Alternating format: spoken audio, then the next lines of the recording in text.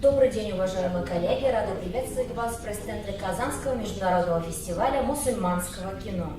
Сегодняшняя пресс-конференция посвящена номинации «Короткометражный игровой фильм». Представляю вам наших спикеров. Режиссер фильма «Брат» Чия Шун Лоу, Малайзия, Тайвань. И представитель съемочной группы фильма «Забой» Али Риза Ходай Бузаргей. Сейчас предлагаю нашим спикерам вкратце представить свои картины, которые они заявили в конкурсную программу нашего кинофестиваля. Начнем с нашего участника из Малайзии. Пожалуйста.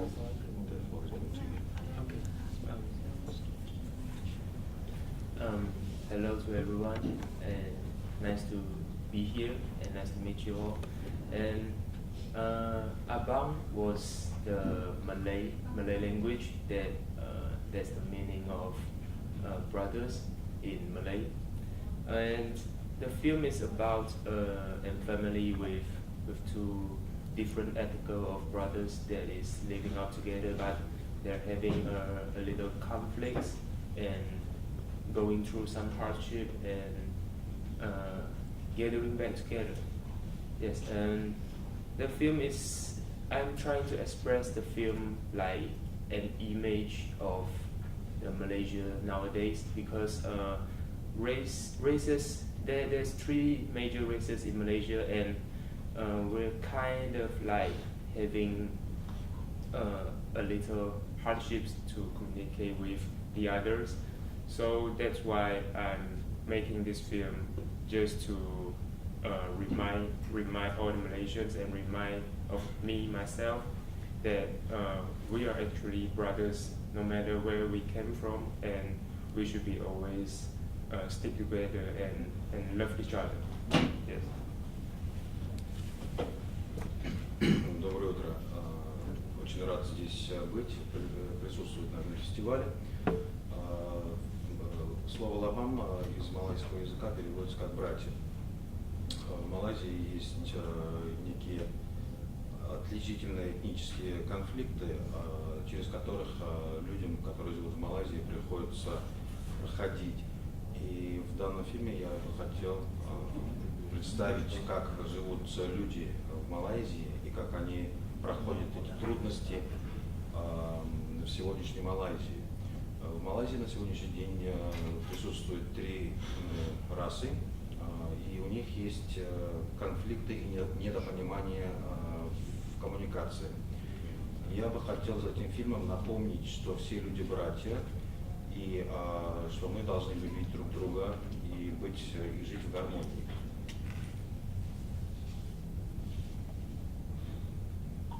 Thanks. Али Риза, пожалуйста. فیلم ما راجع به مردی به اسم قاسم توی یکی از شهرستان‌های ایران به اسم کردستان و یکی از روستاهای کوهستانی اون قاسم برای گذراندن زمستون سختی که در پیش داره تصمیم میگیره گاو شیرده خودش رو بفروشه. یکی از دلایل اون هم همسرشه که اون هم بارداره و توی زمستون به شدت به مشکل میخوره اگه پول کافی نداشته باشه. Приветствую всех, я очень рада вас здесь видеть.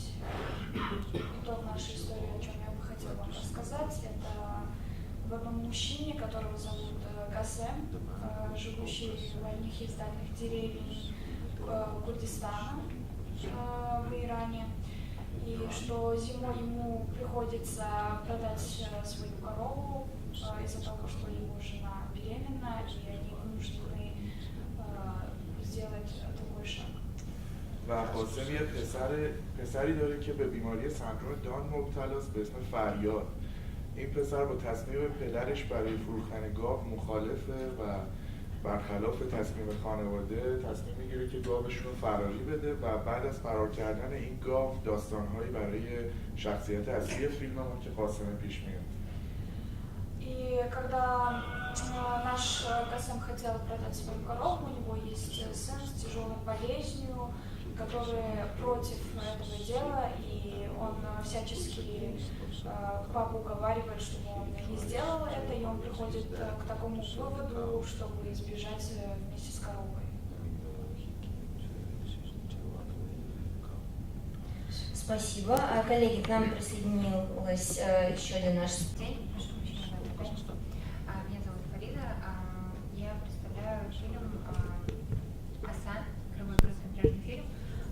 режиссер Бережхан, к сожалению, он сам не смог приехать. Я в качестве второго режиссера представляю этот фильм и также друга режиссера. Фильм «Асан» рассказывает о подростке, это история подростка, у которого умирает отец, и он едет на похороны к отцу. В этой истории основаны реальные события, переживания самого режиссера, то, как он потерял своего отца и как он проехал этот путь, то есть это личное переживание самого режиссера. И вообще Берег всегда придерживается такого мнения, что фильм должен быть прожит самим автором, то есть прочувствовано правдиво, не какие-то выдуманные истории, а вот действительно реальные истории из жизни. Когда ты закладываешь все свои переживания, ты можешь испытать катарсис, и тем самым то, что ты хотел сказать, доходит до зрителя. Надеюсь, в этом фильме у него это получилось. Спасибо. Спасибо. Мы переходим к вопросам. Коллеги, у кого есть вопросы, вы можете... Резонансности живет. Я хотела спросить, вот непосредственно в Малайзии этот фильм какой-то вызвал резонанс, как вы на него отреагировали, была ли такая реакция? Спасибо.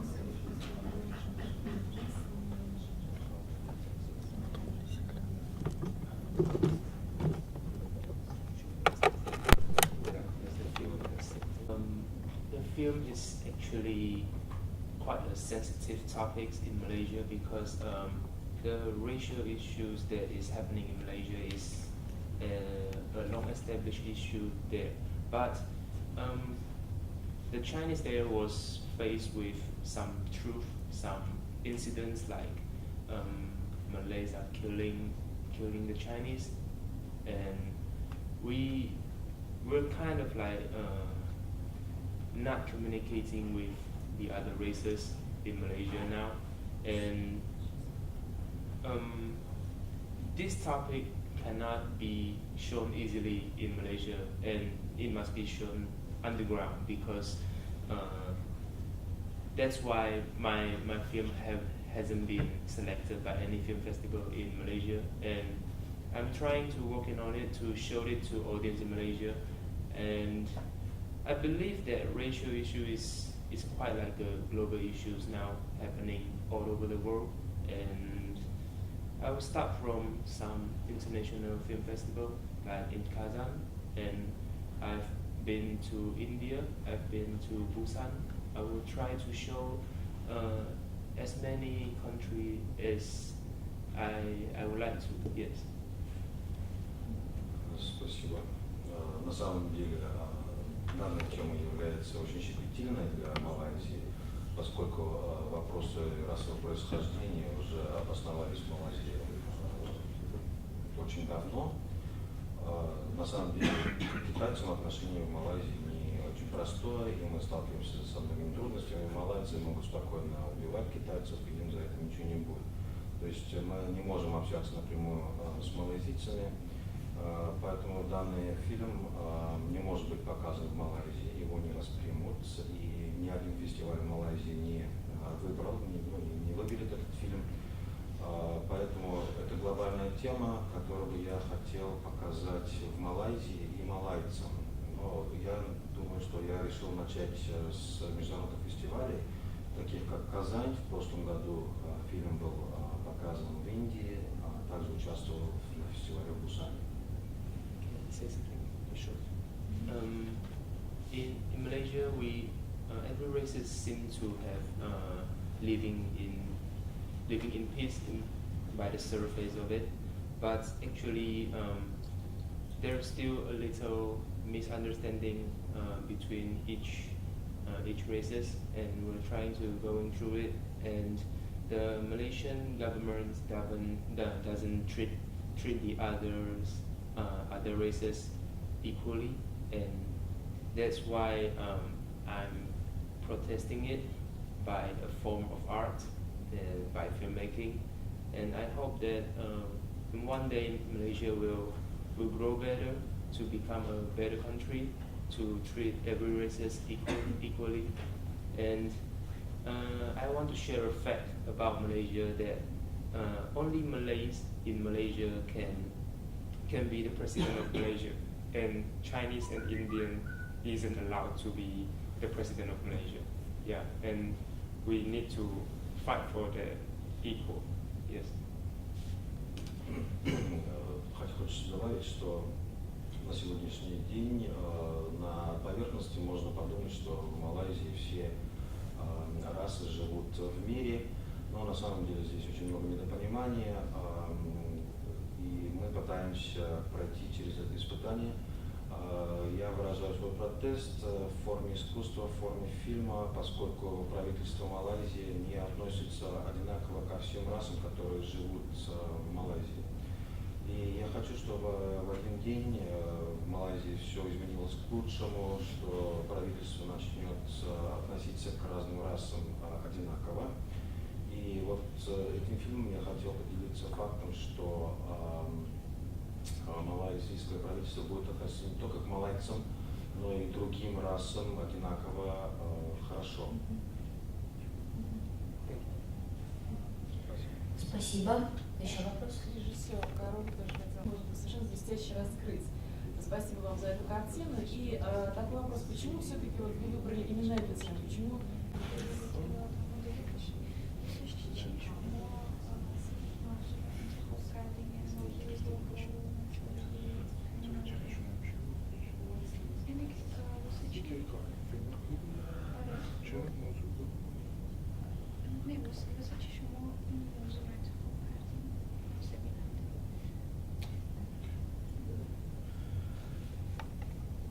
این روستایی که لوکیشن فیلم ماست برای اکثر مردم ایران هم ناشناخته است و ما می‌خواستیم شرایط زندگی توی اون روستا رو نشون بدیم، اول از همه به خودمون، بعد به همه جهانیان.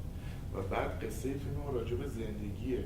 ما از ساده ترین روستا و ساده ترین اتفاق که یه روستاییه و گاوش به استعاره به کل زندگی میشه این رو تأمین داد. حالا توی هر شهر یا هر زندگی توی لایه‌های درونی قصه کل مفهوم زندگی به نظر من نهفته است.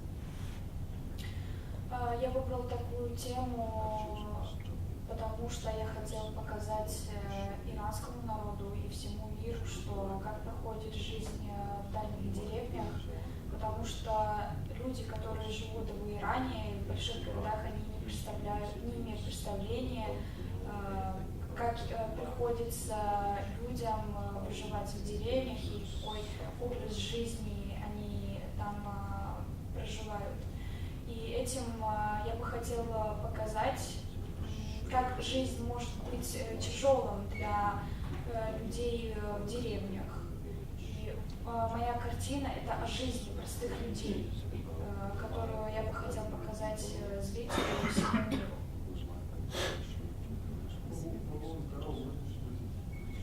Я если понимаю, то сын против того, чтобы отец продал коров, хотя сын больной.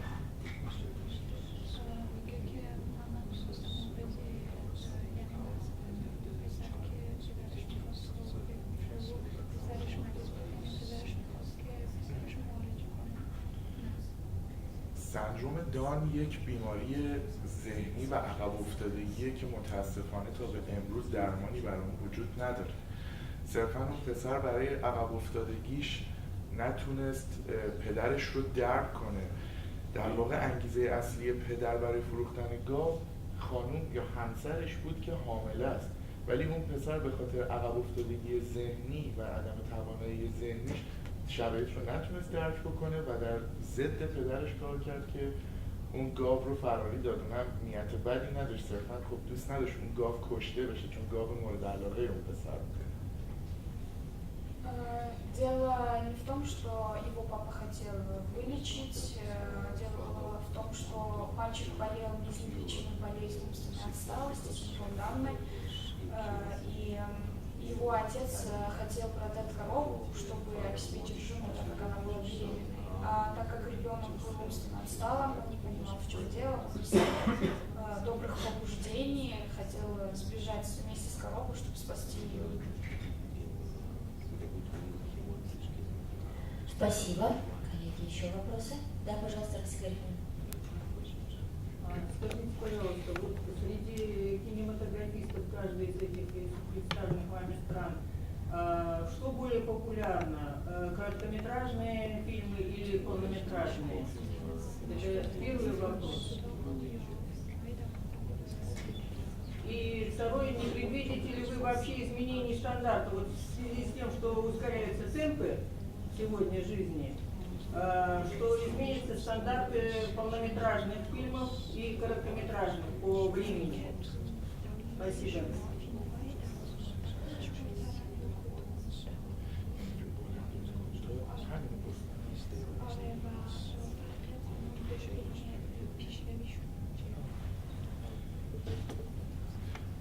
توی کشور ما فیلم کوتاه کاملا مستقله.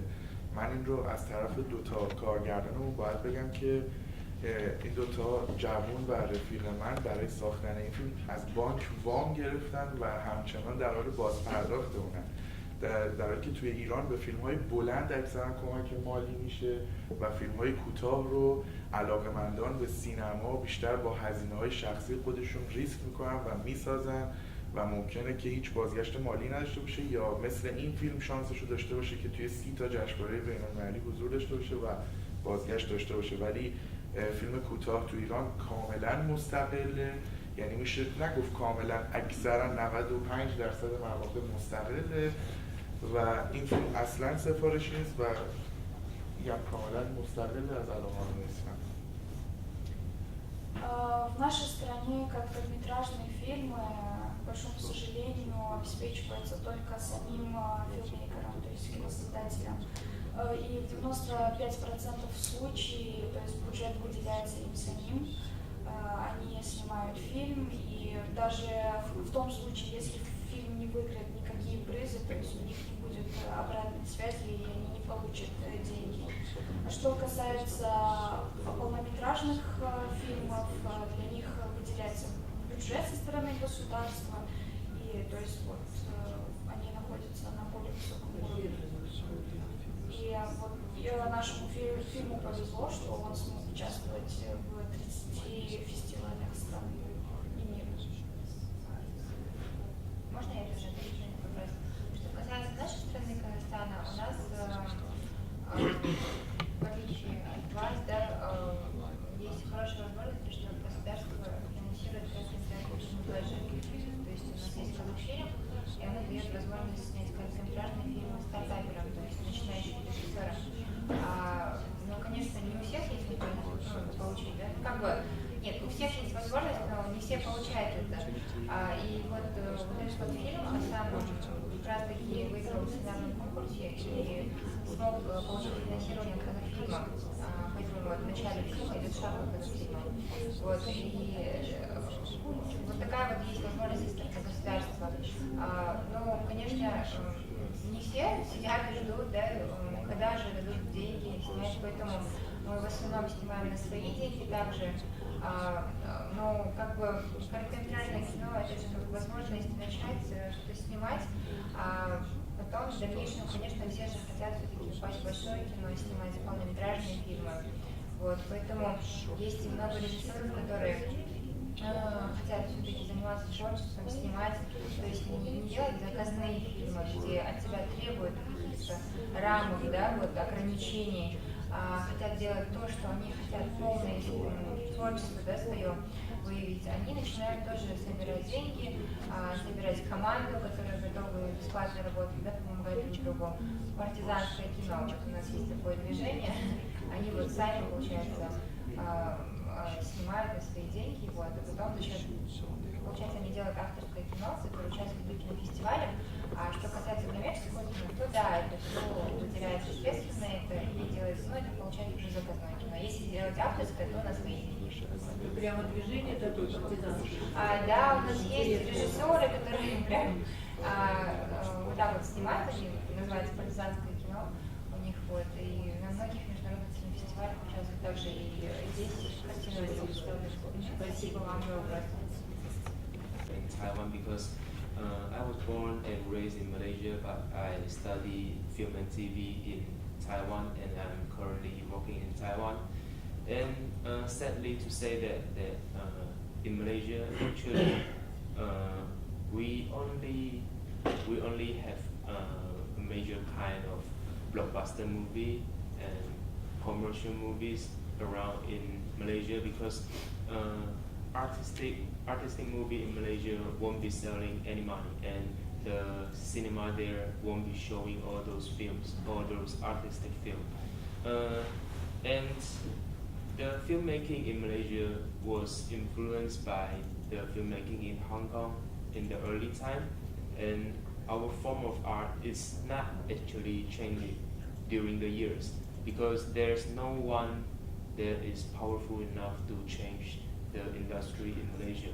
So it's quite sad for me, but I think it's better in Taiwan, because in Taiwan some of the government and some of the TV organization is sponsoring the short film, the documentary films and feature films. Therefore, we can find some resources and find some money to make films in Taiwan with more freely topics to be chosen. Yes, and I would like to go back to Malaysia one day, but not now. Maybe 10 years later, to try to change the industry in Malaysia, because I am still loving my homeland, and I'm trying to bring some new ideas, new form of art from the other countries back to Malaysia to make Malaysia improve well. Yes. Мне бы хотелось поделиться своими мыслями про кинематограф в Малайзии и в Тайване. Хотя я родился в Малайзии, но я воспитывался и живу в Тайване. В Малайзии предпочтительнее снимать блокбастеры и коммерческое кино. Авторское кино не поддерживается правительством, и они не показывают авторское кино на экранах. Киноиндустрия в основном... Это в Малайзии, да? В Малайзии, да. Киноиндустрия в Малайзии имеет огромное влияние из киноиндустрии Гонконга. К сожалению, на сегодняшний день нет ни одного влиятельного человека, который бы изменил эту киноиндустрию. И ситуация в Тайване намного лучше. Тайванское правительство спонсирует документальные фильмы, короткометражные фильмы, полнометражные фильмы. И мы можем найти ресурсы и снять фильмы в Тайване на более свободные темы. Конечно, мне бы хотелось вернуться в Малайзию, на мою родину, но не сейчас, может быть, лет через 10, попытаться поменять индустрию, поскольку я люблю эту страну, и мне бы хотелось поменять индустрию кино в лучшую сторону. Спасибо, спасибо. Красивая страна у вас очень. من میخواستم اینم اضافه کنم که تمرینیه و پلیه برای رسیدن به فیلم سینمایی و بلند، ولی فیلم کوتاه ما صرفاً به خاطر اینکه تمرینی باشه که بچه‌ها بتونن فیلم بلندشون رو بسازن ساخته نشده. ما معتقدیم که فیلم کوتاه هنر مستقلیه و ساختن اون هم هنر خودش رو داره و بچه‌ها تصمیم گرفتن که فیلم کوتاه بسازن چون قصه‌شون مخصوص فیلم کوتاه بود، نه تمرینی برای اینکه بتونن پول بگیرن برای فیلم بلند. شاید اگر پولی هم و کمک مالی هم به بچه‌ها برسه، اونها تصمیم داشته باشن که باز هم فیلم کوتاه بسازن چون تخصص و هنر و علاقه‌شون فیلم کوتاه. Я бы хотела еще добавить насчет короткометражных фильмов, что короткометражный фильм — это отдельное самостоятельное искусство, и короткометражный фильм не является мостом для полнометражных фильмов. И ребята в основном работают над короткометражными фильмами, потому что их искусство, их картина как раз таки можно показать вот в таком коротком, в таких коротких минутах. Если можно, мне интересно, объяснил, чтобы господин Хадаев Бадарди смысл своей фамилии. Вот Хадаев у нас означает Бог.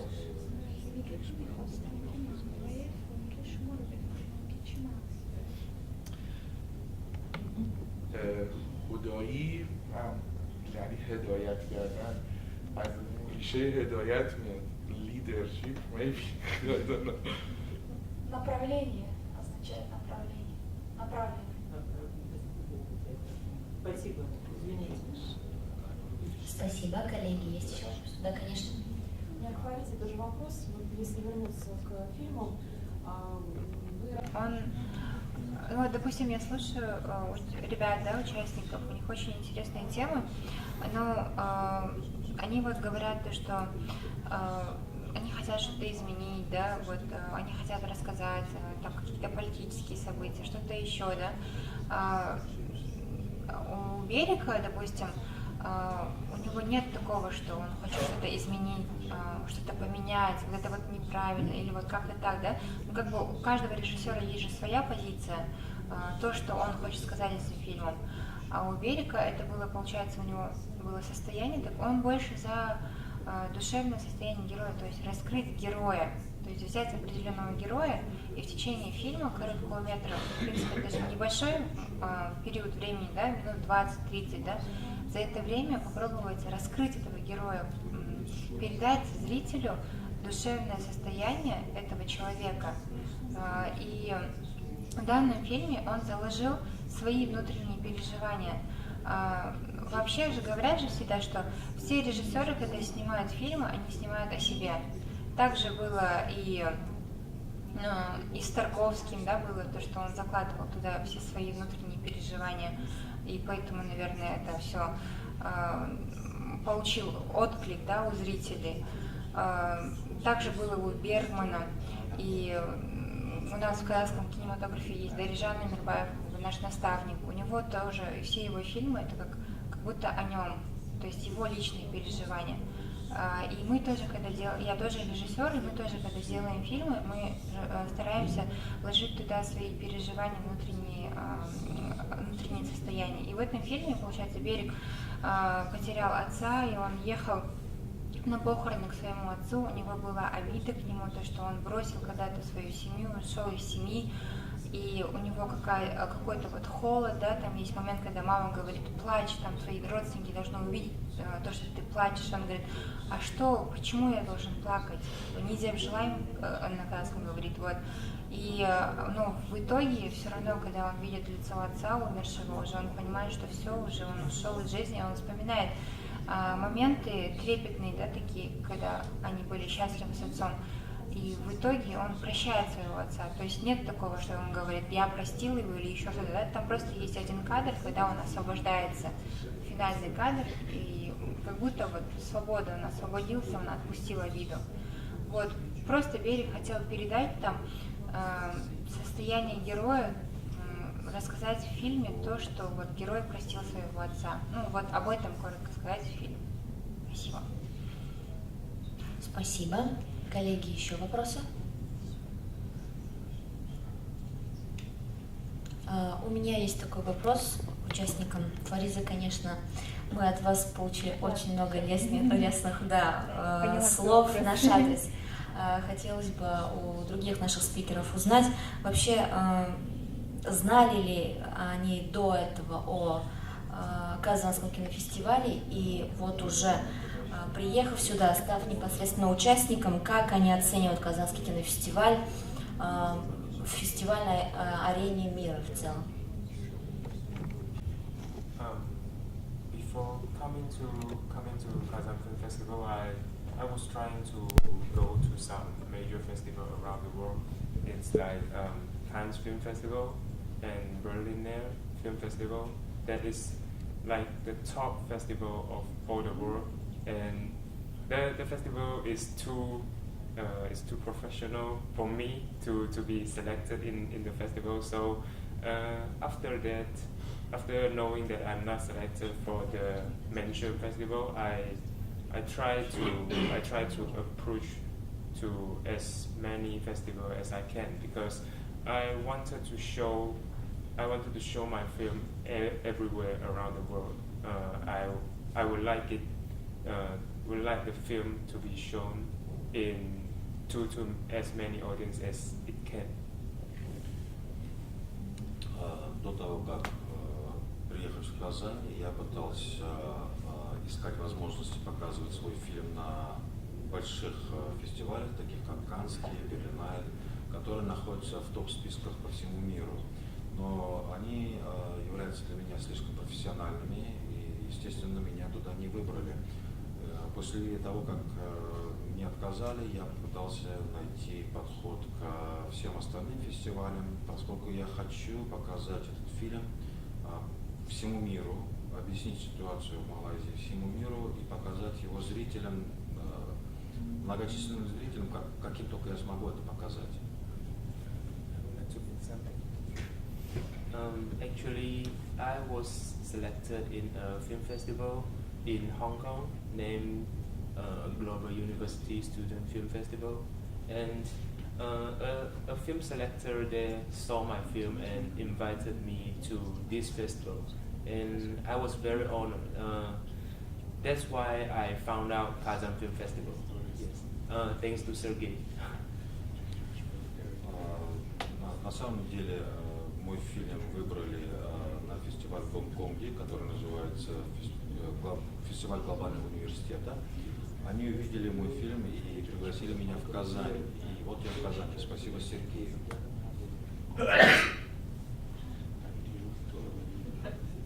Спасибо. Будьте здоровы. جشنواره فیلم حقیقتا ما در مورد کازان هم زیاد اطلاعی نداشتیم. خود شهر کازان میدونستیم توی جام جهانی بازی اونجا انجام شده، ولی همینطور که پروسه فیلمسازی جدای این که هنر خیلی خوبیه آدم هم یاد میگیره و در جریان این فستیوال ما با خود کازان، فستیوال کازان و مردم و فرهنگ خوب تاتارستان آشنا شدیم و بسیار خوب بوده برای ما. Если честно, признаю, что до этого я не знал о Казани, и я только знал, что здесь проходила футбол, и когда я приехал сюда и увидел и познакомился с традицией и культурой татарского народа, мне было очень интересно, приятно, и мне все понравилось. Спасибо. Коллеги, если больше нет вопросов, мы завершаем нашу пресс-конференцию. Хочу поблагодарить спикеров за участие. Всего доброго. Спасибо.